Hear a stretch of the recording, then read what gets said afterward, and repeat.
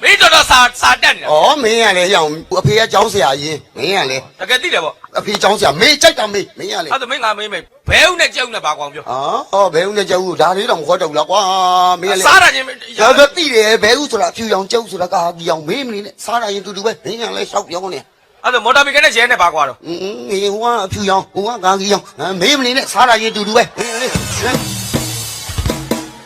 အစိုးရအကိုကအကုန်သိတာမလို့ လဲကျင်းလောက်ပါမေ ကျွန်တော်မသိလို့မေးဘူးဗျာ မေးပါရဲ့ ကျွန်တော်မြန်မာနိုင်ငံဘာလို့တခိုးပေါ်လဲ နော်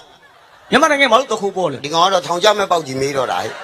ကလေးလေးရဲ့ဒါတော့သခိုးပေါ်တာသိကျင်လား ဘာဖြစ်လို့ မြန်မာနိုင်ငံသခိုးပေါ်တာလွတ်လပ်ရေးရတဲ့အချိန်ကစလို့သခိုးပေါ်တာပဲ ဘာဆိုင်လို့ ဟမ် ဘာဆိုင်လို့လဲ ဟေ့အောင်ဘာဆိုင်ရမှာလဲလွတ်လပ်ရေးရတဲ့အချိန်ကဘယ်အချိန်လဲ 4နိုင်20 အေးလေ420တွက်ကြည့်ပေါ့မင်းကလေ အဲ့ဒါဆိုလို့ရှိရင် နည်းန မ ည်း င်းအရင်တော့ကမြန်မာနိုင်ငံအလံဟောင်းနဲ့အခုအလံဟောင်းဘယ်ဟာပိုကောင်းတော့ မ အခုလန်အစ်နဲ့အရင်တော့ကအလံဟောင်းနဲ့ဘယ်ဟာပိုကောင်းတော့ လန်သက်ကပိုကောင်းတာပေါ့ အရင်တော့ကအတိတ်ပဲရှိတယ်အခုကငါတို့ဘယ်လို့မှတွက်လို့မရဘူးမင်းအရင်တော့ကအလံဘာလို့ပိုကြိုက်တာတော့ နားမလဲမပြောစမ်းနဲ့အခုလန်မဲ့ပုံဆွဲရကောင်းတယ်ကွာမင်းကလွယ်တယ်